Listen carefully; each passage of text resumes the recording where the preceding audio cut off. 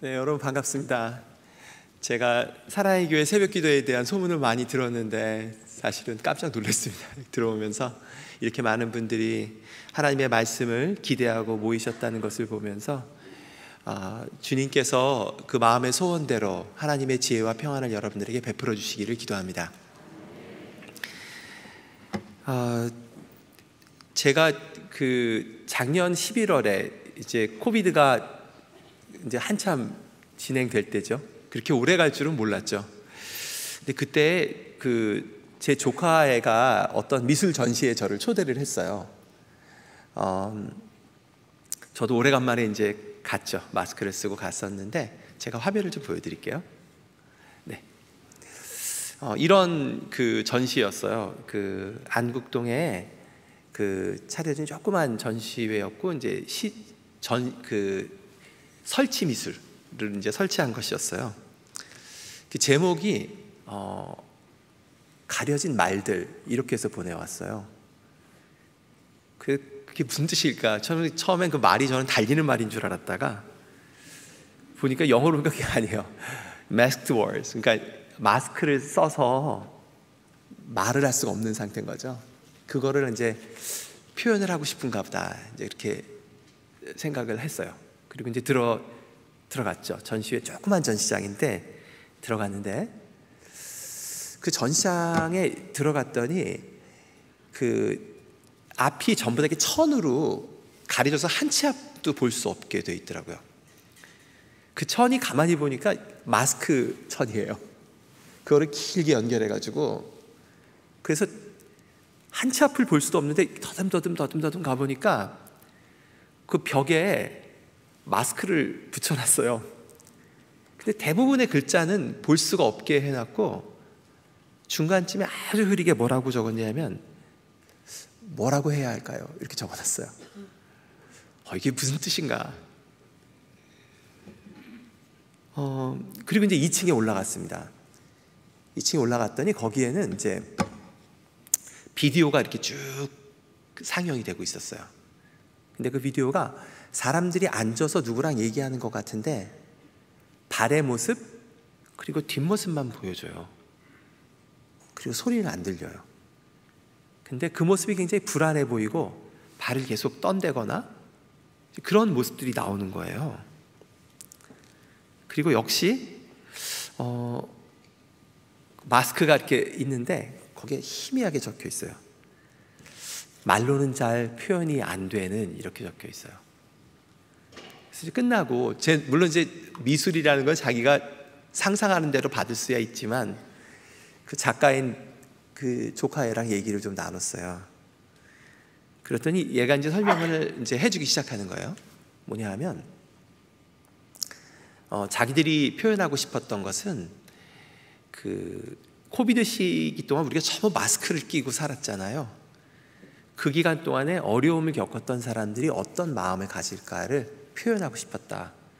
그런 얘기를 하더라고요.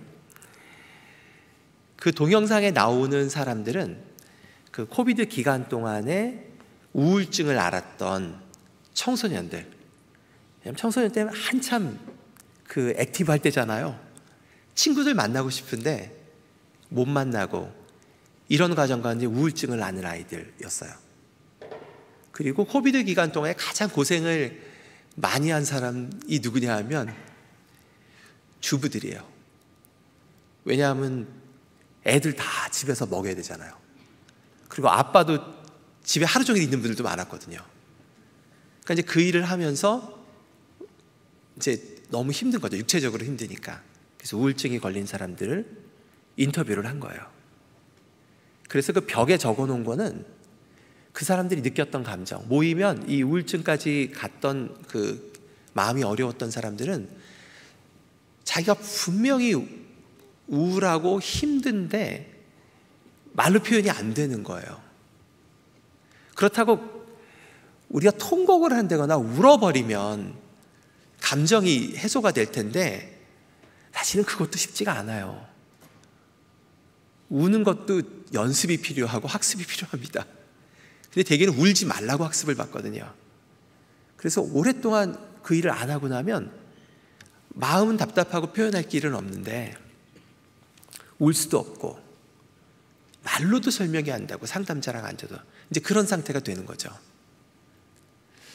그거를 그 사람들의 뒷모습을 촬영을 한 거예요. 그리고 그 말들을 얹어놓는 거죠. 사실은 제가 그날 밤에 집에 돌아와서 밤에 기도를 하면서 여러 가지 생각이 굉장히 많았어요. 사람들 안에는 뭐가 있는 걸까? 그런 생각을 쭉 했었죠. 아마 현대 사회를 이끌어가는 사회과학자들, 현대인들의 사고에 큰 영향을 미친 큰 사고가들, 제 개인적으로는 3명을 꼽는다면 그 중에 한 명이 들어가는 게 지그문트 프로이드라고 하는 심리학자일 겁니다. 근데 그분은 정신병에 걸리거나 노이로즈에 걸린 사람들을 쭉 만나면서 어떤 패턴들을 발견을 했냐 하면, 사람들이 행동하는 것에 실제로는 대부분이 본인도 정확히 뭔지 모르고 말로 표현할 수 없는 무의식이 그 사람들의 행동을 좌우하고 있다고. 그 보이지 않는 거대한 가려진 말들이 이미 사람들 안에 있다라는 얘기를 합니다. 물론 어떤 부분들은 이런 프로이드의 이런 시각 중에 어떤 것들은 우리가 신앙적으로 받아들일 수 없는 것들이 있어요. 하지만 예수께서 이 땅에 계실 때 행했던 많은 사역들을 보면 그 부분의 대부분의 시간들이 아픈 사람들을 치유하는 데 있었습니다. 아픈 사람들을 치유하고, 그리고 요즘으로 따지면 정신병이라고 할 수도 있는데 귀신 걸린 사람들을 쫓아내는 일들을 하셨죠. 그리고 예수께서 그들 안에 보이지는 않지만 하나님께서 원래 심겨진 하나님의 형상, 생명이 있음을 예수님은 믿으셨어요. 그리고 그 안에 씨앗이 심겨질 때에 그 원래 모습이 살아날 수 있는 것을 예수님은 믿으셨죠. 믿으셨습니다. 그 원래의 그 토양은 뭘까요? 원래 있는 토양은 무엇일까요? 가려져 있고 어두워져 있고 자기도 표현할 수 없지만 그것은 하나님, 삼위일체 하나님께서 그러하신 것처럼 우리도 그 형상을 따라 지음받았기 때문에 우리 안에는 사랑받고 사랑하고 싶은 깊은 갈망이 있습니다. 그 어떤 사람이라고 할지라도. 그리고 삼위일체의 하나님이 그러하시듯 서로를 존중하고 개인이 개인으로서 독립적이고 자유함을 얻기를 원하는 그 갈망이 깊이 있습니다. 그리고 삼위일체의 하나님이 그러하시듯 그 어떠한 사람이라도 이 땅 가운데에 보냄받고 쓸모있고 누군가를 위해서 보람 있는 일을 하고 싶다는 깊은 갈망이 있습니다. 예수님께서는 그걸 믿으셨던 거예요. 사실은 그 즈음에 제 개인적으로 여러 가지 사건들이 있었죠. 뭐 개인사적으로도 있었고, 그리고 선교단체 대표로서 선교사들을 돌보는데 필드에만 있다가 단체 대표로 들어와서 깜짝 놀라는 것 중에 하나는 많은 선교사들의 가정이 어려워요. 그리고 특별히 아이들. 저는 이게 선교사들에게만 더 생기는 현상인지 아니면 이 시대의 흐름인지 몰라도 아픈 아이들이 정말 많아요. 그리고 많은 부모들은 그 아이들이 아픈 거를 모르는 경우들이 참 많아요. 그래서 그 일이 어렸을 때 알면 좋을 텐데 청소년이나 청년이 돼서 터지는 거죠, 사건들이. 그러면서 부모가 굉장한 어려움들을 겪는 것을 보게 됐어요. 심지어는 자살을 한다거나 아니면 부모랑 얘기를 안 한다거나 이런 일들이 생기는데, 통계 자료들을 뒤져보니까 이 시대의 가장 큰 질병 중에 하나가 정신질환인데 가장 많은 게 공황장애, 그 다음에 우울증입니다. 그리고 10대와 20대의 가장 높은 사망률이 자살이에요. 그리고 대부분이 남자애들입니다. 그날 밤에 기도를 하는데 제가 그런 생각이 들었어요. 저는 원래 학자로 훈련받았던 사람이었고 계속 공부를 해왔던 사람인데 현상을 말로 정리하고 말로 설명하는 일에 굉장히 익숙한 사람입니다. 근데 그러면서 제가 그 말로 표현할 수 없고 말을 정확히 들을 수 없는 수많은 사람들에게 과연, 그리고 나에게 가까이 있었던 사람들 가운데에 내가 논리적으로, 이성적으로 설명할 수 없는 사람들에게 어떻게 대했던가, 내가 과연 예수님처럼 그들에게 다가갔던가. 그날 밤에 기도하면서 오래간만에 방언으로 기도를 했던 기억이 나요. 그 내면의 저의 답답함들이 그냥 말로 기도가 될 수가 없더라고요.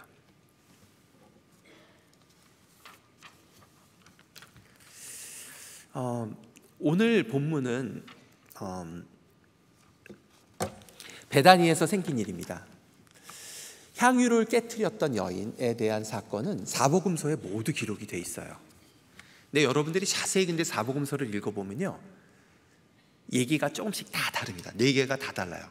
그 여자가 정확히 누군지도 다르고 사건이 일어났던 곳이 어딘지도 막 섞여 있어요.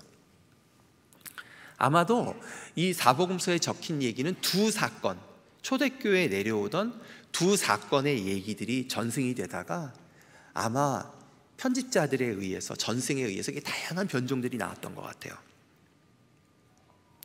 크게 2가지 사건인데, 하나는 초기 사역, 예수님이 초기에 일하실 때 갈릴리에서 주로 일하셨죠. 거기에 바리새인 집에 들어가서 죄 많은 여인이 발에다가 옥합을 깨트리는, 발을 닦는 사건이 아마 있었던 것 같고요. 또 하나 사건은 오늘 본문에 나오는 베다니, 예수님 마지막 일주일 내에 생겼던 일이죠. 문둥병자 시므온 집에서 일이 생겼고, 그리고 이 여인이 마리아일 가능성이 높은데 오늘 본문은 그냥 여인이라고 하고 있고, 아마 아까 말씀드린 첫 번째 사건과 섞여서 죄 많은 여인으로 보고 있는 게 아닌가 싶어요. 그리고 머리에 붓고 있죠. 예수님께서 이 전에 문둥병을 앓았던 시므온 집에 가서 이 여인을 만났을 상황은 예수님에게 대단히 어려운 상황이었습니다. 예수께서 기존의 질서들과 정면으로 부딪히는 사건이 이제 최정점에 이르렀던 주간이었어요. 예수님이 오심으로써 하나님께서 오랜 시간 동안 하나님의 백성을 이끌어왔던 성전 시대가 마무리돼 가고 있었어요. 그것을 예수님께서는 거듭 예언을 하셨고 또 사마리아의 여인과도 얘기를 나눴습니다. 근데 참 신기하게도 이 한 시대의 마무리, 이 성전 시대의 마무리 때에 성전은 가장 크고 가장 화려했어요. 왜냐하면 그것을 지은 것은 이스라엘 사람들이 아니라 전체 건축 디자인부터 시공을 하고 애를 썼던 사람은 당시에 최고의 건축수를 자랑하는, 그리고 행정력을 자랑하는 로마가 지었기 때문에 그렇습니다. 그 성전을 보고서 제자들은 너무너무 놀랬죠. 예수님 이 성전을 좀 보세요. 아마도 그 당시에 그 성전의 규모는 지금 우리가 롯데타워를 보면서, 외국 사람들이 서울에 들어오면 롯데타워를 보면서 느낄 만큼 예루살렘의 랜드마크였을 것입니다. 그러나 그 성전은 동시에 하나님 백성의 타락의 결정체가 모이는 곳이었어요. 헤롯 땅을 대표하는 로마의 정치적인 세력, 그리고 사두개를 대표하는 성전을 중심으로 해서 자기의 뱃속을 채웠던 그런 지식인 종교인들의 모임, 그리고 세상과 분리해서 종교에만 열중하게 했던 바리새인들이 모두 세파의 이권이 모여서 그 이권, 헌금과 관련된 이권을 나눠 먹었어요. 그리고 로마의 정치를 정당화시키는 일을 앞장서서 했습니다. 근데 예수님께서 그 주간에 마지막 예루살렘을 방문하면서 성전을 척결하시면서 그 세력과 정면으로 부딪히셨어요. 이 세파는 사실은 그렇게까지 사이 좋지가 않았어요. 그러나 성전이라고 하는 그런 문제에 부딪혀서는 세파가 결탁을 했고 위협을 느꼈고 세파가 예수를 죽이기로 작정합니다. 그 주간에 생긴 일이에요. 제가 오늘 본문을 나눌 때에도 그래서 11절까지 나눈 겁니다. 그 앞뒤 정황을 읽으면 그 리더들이 무슨 일을 하는지, 그리고 마리아 그 가룟 유다가 어떤 결정을 하는지가 그 사이에서 이 일이 생긴 거죠. 게다가 예수님께서는 형제처럼 지내던 마리아, 마르다, 야고보 집에서 나사로 집에서 나사로를 부활시켰다고요. 난리가 났어요. 지금 죽이려고 작정했는데 예수께서 메시아의 증거인 죽은 자를 살리는 일을, 그것도 예루살렘에서 불과 2마일 떨어진 곳에서 그 일을 하신 거예요. 그리고 나병 환자 시몬입니다. 그 자리에는 많은 사람들이 왔어요. 구경하러 온 사람들도 있었고, 그리고 예수를 죽이기 위해서 온 첩자들도 거기에 있었습니다. 지금 그 자리에 지금 예수님이 계신 거예요. 지금 이 일이, 그 일이 생긴 거죠. 그리고 그 주간에 예수님은 당신이 살해당할 것을 알고 계셨어요. 제가 놀라는 것은 그 절박한 상황 가운데 예수님의 집중력입니다. 예수님은 한때 나병을 앓았던 나병 환자였던 시몬의 집을 찾아갑니다. 이 절박한 상황 가운데 그 사람에게 집중하고 있는, 치유하고자 있는 예수님의 모습을 볼 수가 있어요. 또 예수님의 마음은 이 여인에게 가 있어요. 이 여인이 했던 행동은 사실은 굉장히 당황스러운 행동이에요. 왜냐하면 그 자리는 여성들이 나타날 자리가 아닙니다. 전부 남성들이 음식을 먹는 자리고, 여자들이 등장한다면 당시 문화로는 음식을 접대하는 정도로 나타날 수 있는 거죠. 난데없이 나타나서 옥합을 머리에다 부었어요. 근데 예수님께서 어떻게 말씀하십니까? 그 여인에게 집중을 하세요. 사실은 이게 헬라어나 아니면 영어 성경에 보면 조금 더 명확히 나오는데 한글 성경에 이 느낌이 다 안 나는데 현대인 성경이 이걸 잘 잡았더라고요. 제가 읽어드릴게요. 이 여자는 내 몸에 향유를 부어 내 장례를 미리 준비했으니 자기가 할 수 있는 일을 다 한 것이다. 예수님이 이런 얘기를 해주세요. 내가 분명히 말해준다. 세상 어디든지 복음이 전파되는 곳에는 이 여자가 한 일도 알려져서 사람들의 기억에 남을 것이다. 이 여인의 행동은 거칠어요. 말로 다 표현할 수가 없어요. 과거에 살았던 자신의 기억, 그리고 그 가운데 예수님을 만났던 감격, 예수님께 대한 사랑, 그리고 감사, 예배함, 고마움, 이런 것들을 그 당시 문화적으로 합당하게 표현할 수 없는 거예요. 그래서 어떻게 보면은 굉장히 비정상적이고 사람들이 수군거릴 만한 일을 하는 거죠. 그런데 예수님께서 그 가려진 말들 속에 숨겨져 있는 그 여인의 진심을 보세요. 그리고 칭찬하십니다. 네가 할 수 있는 일의 최선을 네가 했구나 라고 얘기를 합니다. 그리고 그것이 앞으로 교회 가운데에 모든 사람들 가운데 전해질 거야 라고 예수님 말씀을 하십니다.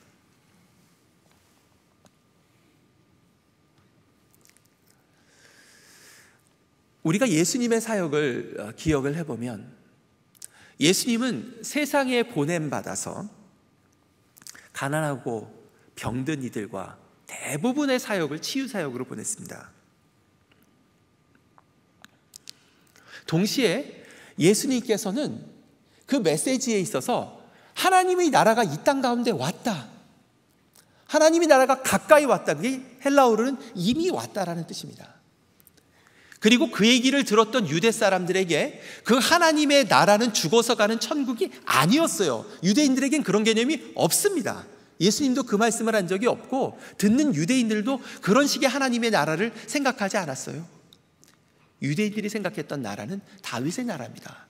다윗의 통치고 이 땅 가운데 임하는 종교적일 뿐만이 아니라 동시에 정치적이고 경제적이고 사회적인 모든 변화를 말합니다.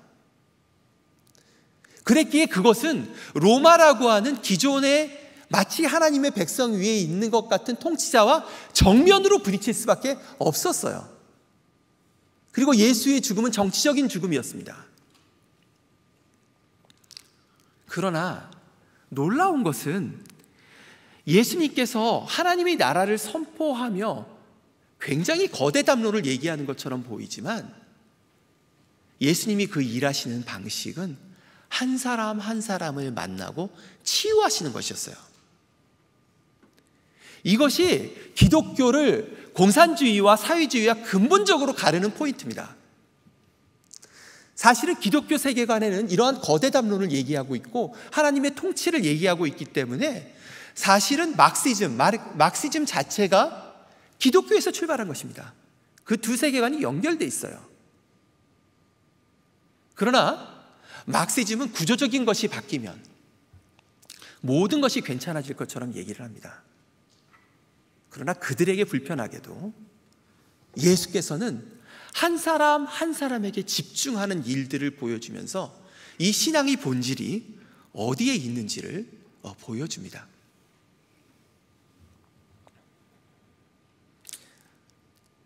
우리가 하는 복음의 증거는 그 하나님의 통치가 이 땅 가운데 일어나면서 어떤 모습을 사회적으로 가져야 되는가, 또 우리가 각자 가지고 있는 직업을 통해서 그 일 가운데 어떤 새로운 나라를 가져오게 할 것인가에 대한 상상력을 갖고 일하는 일이 필요합니다. 그리고 나라 전체를 위해서 기도해야 될 것입니다. 그러나 동시에 우리가 잊지 말아야 할 것은 예수님께서 그러한 전체적인 하나님의 시각을 보시면서도 놀랍도록 집중하신 것은 자신에게 맡겨진 사람들에게 집중하는 것이었다는 거예요. 그리고 그 숫자가 많지 않았어요. 많지 않았다는 겁니다. 저희 단체는 지금 생긴 지가 이제 170년이 됐습니다. 굉장히 오랜 기간 동안 일을 했죠. 그리고 집중해서 일하는 곳은 아랍과 아시아 지역입니다. 대부분이 이슬람 사회입니다. 또 북한에서도 일을 합니다. 또 닫힌 불교권을 향해서도 가기도 합니다. 우리가 지난 2011년부터 시작하는 거대한 이슬람의 균열들, 그리고 그 가운데 생기는 일들, 그리고 앞으로 우리가 어떤 일을 할 것인가에서 우리들이 물론 생각을 해요. 그러나 거듭거듭 경험하는 것 중에 하나는 우리가 하는 일이 결국 우리에게 맡겨진 소수의 사람들과의 관계에 있다는 것입니다. 그리고 그들의 마음을 여는 것은 논리와 설명이 아니에요. 어차피 우리가 아랍어를 그 사람들만큼 할 수가 없어요. 우리가 키르기스탄어를 그 사람들만큼 할 수가 없어요. 우리가 중국어를 그 사람들만큼 할 수가 없어요. 그럼에도 불구하고 우리가 그들을 사랑하고 섬기고 사랑할 때에 복음은 증거되어집니다. 마찬가지로 이 시대에 많은 사람들이 아프고 있습니다. 코비드 전에도 양극화 현상은, 전 세계적인 양극화 현상은 굉장히 가속화됐습니다.